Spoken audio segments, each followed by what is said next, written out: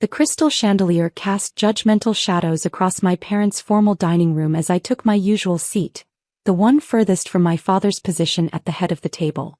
The family emergency meeting invitation had arrived yesterday, written in my mother's perfect cursive, dripping with the kind of concern that felt more like criticism. "Olivia, darling." My mother's voice carried that familiar note of disappointment as she adjusted the elaborate flower centerpiece. "You could have at least worn something more presentable." I glanced down at my simple white shirt and black pants. The outfit probably cost more than her entire wardrobe, but they'd never know that. Just like they'd never bothered to ask what I really did with my little online business for the past 4 years. My sister Victoria swept in, designer heels clicking against the hardwood floors, Hermes bag swinging from her arm.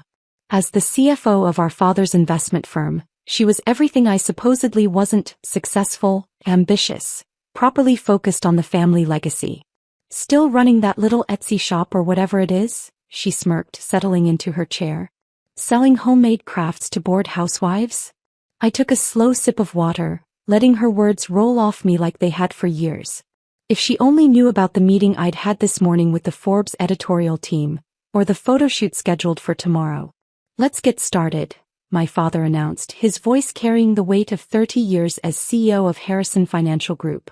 "We're here because we're concerned about Olivia's situation." There was my situation.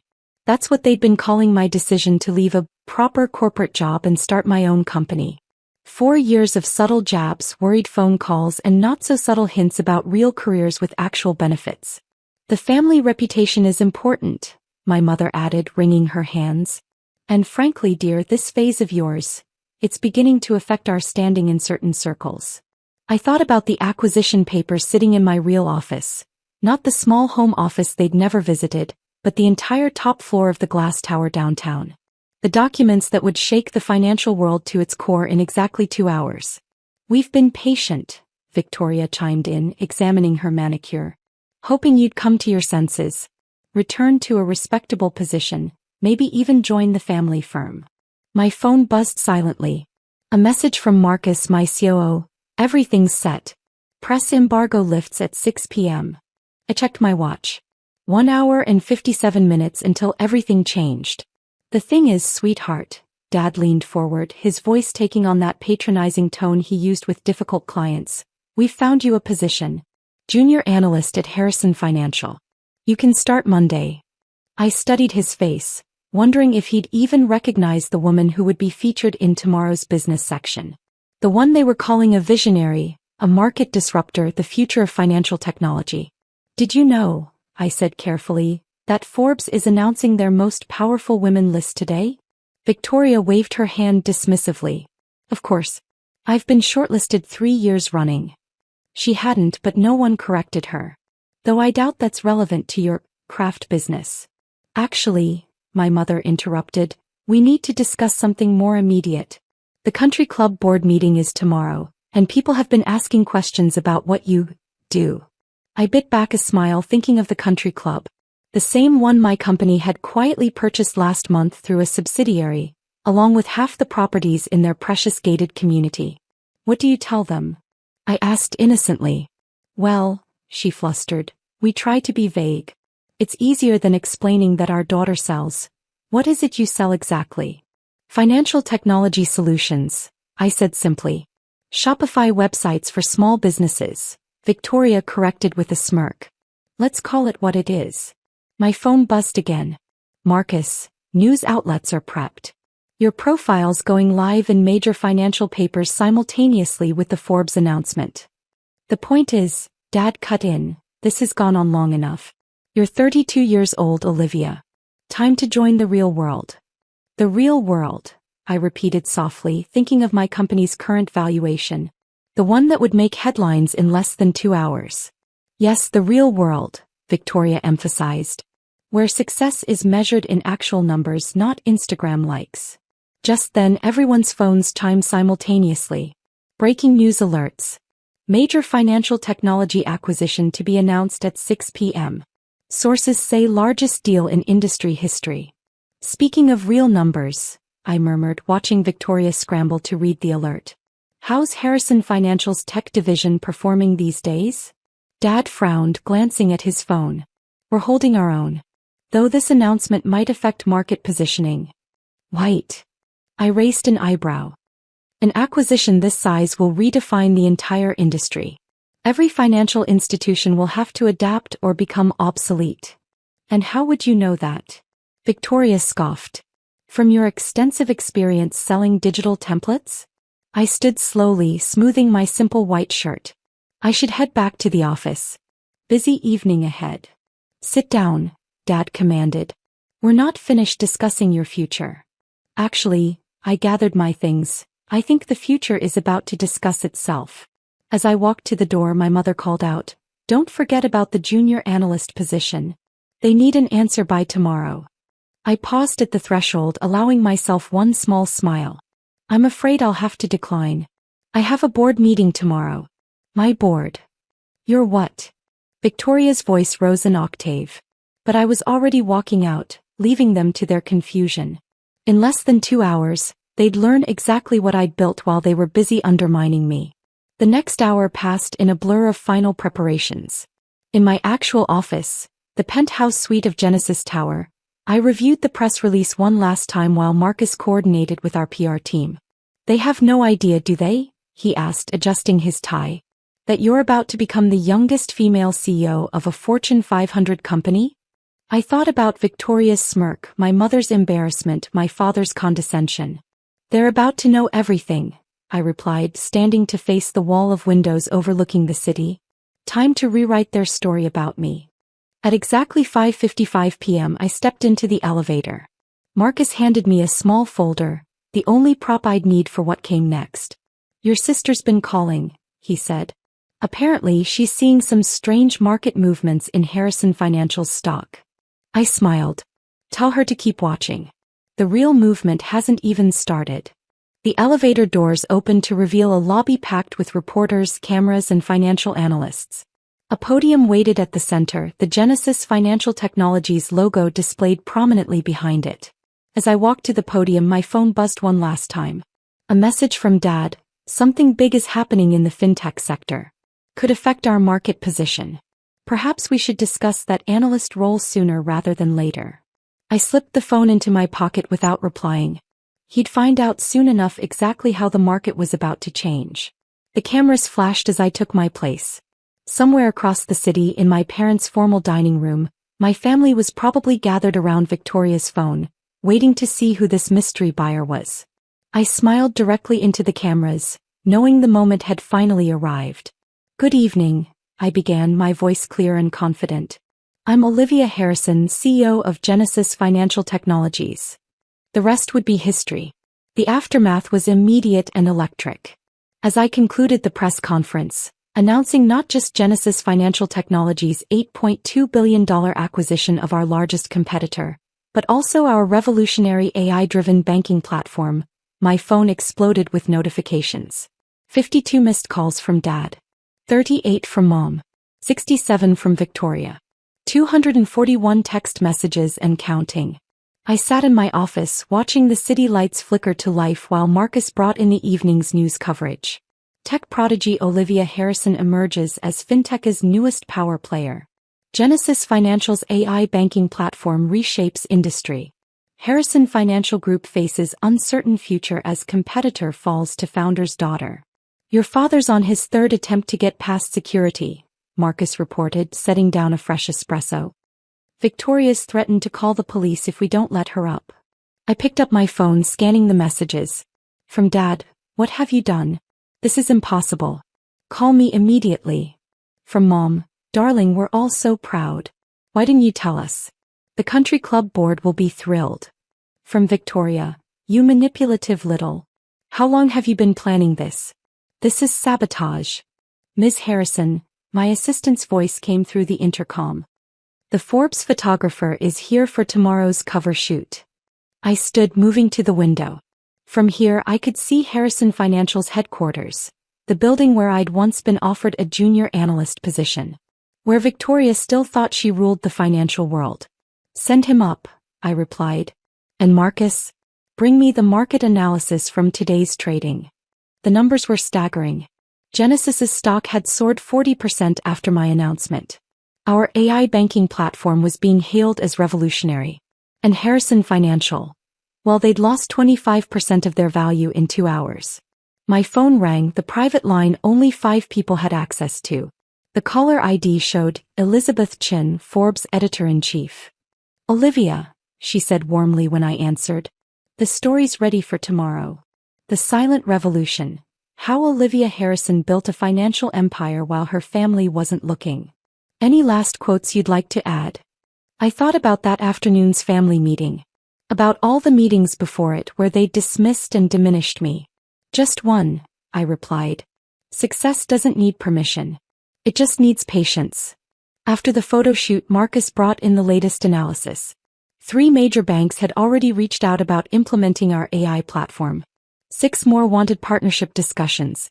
"Your sister's giving interviews," he noted, pulling up a financial news channel. "Trying to spin this as some kind of family collaboration." On screen, Victoria stood outside Harrison Financial's headquarters, her perfect composure cracking slightly. Of course we knew about Olivia's venture. The Harrison family has always supported innovation. I muted the TV. "Send her the cease and desist letter. No unauthorized statements about Genesis or my role here. Already done. Also, your mother's posted 7 times on social media about her brilliant daughter who takes after me." I smiled wryly. Funny how quickly craft business becomes brilliant venture when the numbers have 9 zeros. A knock at my door interrupted us. "Miss Harrison? Your father's here again. He's brought your grandfather." That made me pause. Alexander Harrison Sr., the patriarch who'd started Harrison Financial Group 40 years ago. The man who'd first taught me about market patterns and financial strategies, before my father and sister decided I wasn't suited for finance. "Send them up," I said after a moment's consideration. "And Marcus, get me the Harrison Financial acquisition proposal." While waiting, I studied my reflection in the window. Still wearing that simple white shirt that had so disappointed my mother this afternoon. Amazing how different the same outfit looked when framed by a billion-dollar view. The door opened. Dad stepped in first, looking smaller somehow in my vast office. But Grandpa walked in with a hint of a smile playing at his lips. "The quiet one," he said softly, looking around at my empire. "Always watching, always learning. I wondered when you'd show them." Dad's head snapped up. "You knew." "Known since she was 12, Grandpa eased himself into a chair. "When she corrected my market analysis over breakfast. You were too busy praising Victoria's new haircut to notice." I sat behind my desk, watching my father struggle to reconcile his narrative about me with the reality before him. "Why?" he finally asked. "Why the deception?" "Deception," I echoed. "I built this company openly. Filed all the proper paperwork. Even used our family name. You just never bothered to look beyond your own assumptions. But your little online business was a subsidiary. One small part of Genesis that I let you see. The perfect cover for a family that wouldn't understand or accept what I was really building." Grandpa chuckled. "And now you own the country club where they wouldn't even give you a full membership." Dad's head snapped up again. "What?" "Genesis acquired it last month," I confirmed. "Along with most of the properties in that gated community you're so proud of. Amazing what you can buy when no one takes you seriously enough to check the buyer's identity." "This will destroy Harrison Financial," Dad said quietly. "No," I corrected, sliding a folder across the desk. "This will save it. If you're smart enough to take the offer." He opened the folder with trembling hands, reading the acquisition proposal I'd had prepared for weeks. "A merger," he whispered. "Harrison Financial becomes part of Genesis," I explained. "You keep the name, keep some autonomy, but ultimately join the future instead of fighting it." "And if we refuse?" I pulled up our AI platform demo on my screen. "Then you compete against technology that's already revolutionizing banking. Against a company that's now worth 4 times yours. Against the future itself." "Victoria will never accept this," he said, but his voice lacked conviction. "Victoria just lost your 3 biggest clients to us this afternoon," I replied calmly. "They signed transfer papers right after my press conference. She doesn't have to accept it. The board will do that for her." Grandpa leaned forward, eyes twinkling. You've orchestrated quite a checkmate, my dear. I learned from the best, I smiled at him. You always said to watch the quiet ones. They see everything while everyone else is busy talking. A knock interrupted us, Marcus, with more market updates. Genesis stock was up another 15% in after-hours trading. Harrison Financial had been downgraded by 3 major analysts. Think about the offer, I told my father as he stood to leave. You have until morning. After that, the terms become less generous. At the door he paused. That junior analyst position was beneath me 4 years ago, I finished for him. Just like it was beneath me today. The difference is now you know why. After they left, I turned back to the window, watching the city sparkle beneath me. Tomorrow would bring more challenges, more family drama, more attempts to rewrite history. But for now, sitting in my office in my simple white shirt, I was exactly where I needed to be. Because sometimes the best revenge isn't proving people wrong. It's letting them realize they never really knew you at all. The morning after my revelation dawned bright and cold, much like the reception waiting for me in the business world. The Forbes cover had dropped at midnight, my face, wearing that same simple white shirt above the headline, The Silent Revolution, How a Daughter Built an Empire While Her Family Built Excuses. I arrived at Genesis Tower early, passing through the crowd of reporters still camped outside. Inside my office, Marcus waited with the morning briefing. Victoria's on CNBC, he reported. Trying to claim she was your secret mentor all along. Says she guided your development from behind the scenes. I sipped my coffee, watching the interview on mute. My sister looked polished as ever, but there was a desperation in her eyes that even perfect makeup couldn't hide. And the numbers?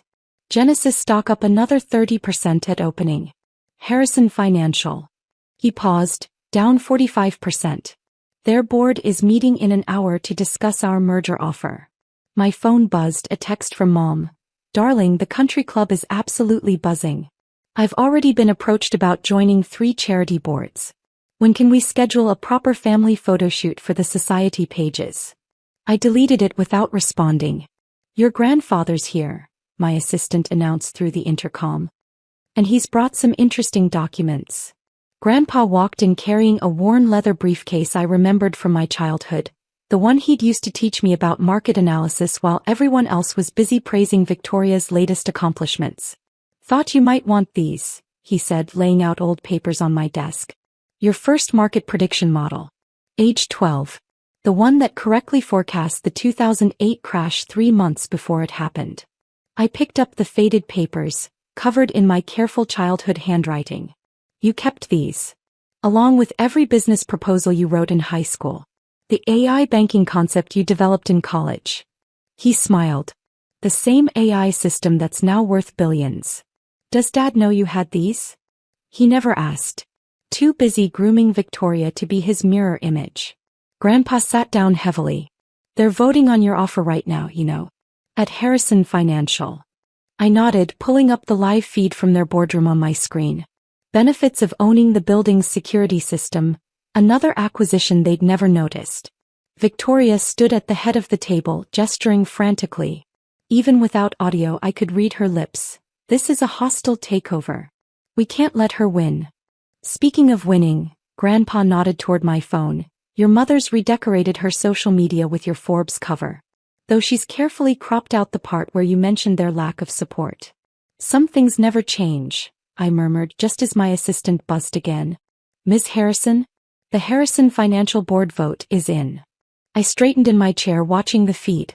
The board chairman was standing now, Victoria slumped in her seat, Dad staring blankly ahead. They accepted, my assistant confirmed. Full merger your terms. They want to announce immediately to stop their stock's decline. Grandpa chuckled. Well played, my dear. Now what? Now, I pressed the intercom, send in the transition team. And Marcus? Start the integration protocol we discussed. Within hours, Genesis teams were moving through Harrison Financial's offices. Victoria was escorted out. She'd be offered a position eventually, but not before she learned some humility. Dad was named Chairman Emeritus, a title with prestige but no power. As for me, I had an empire to run. The next few weeks transformed both companies.